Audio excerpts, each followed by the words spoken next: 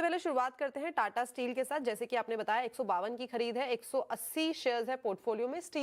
Metal sector में in fact पिछले कुछ टाइम में हमने काफी शानदार रैली देखी है।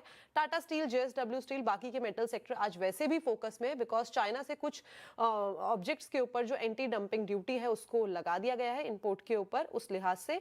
बट करा क्या जाए मंत्री जी, टाटा स्टील आगे की ट्रेजेक्ट्री कैसे, और क्विकली आप ये भी बता दीजिए कि बंधन बैंक को करंट लेवल्स पे खरीद सकते हैं या फिर नहीं।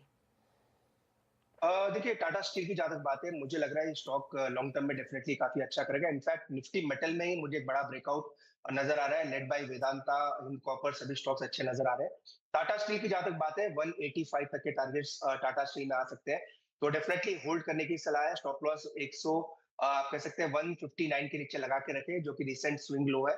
तो 159 का ट्रेनिंग स्टॉप लॉस लगा लें। 180 185 तक के टारगेट्स आपको टाटा स्टील में देखने को मिल सकते हैं। सेकंड, बंधन बैंक की जहां तक बात है, बंधन बैंक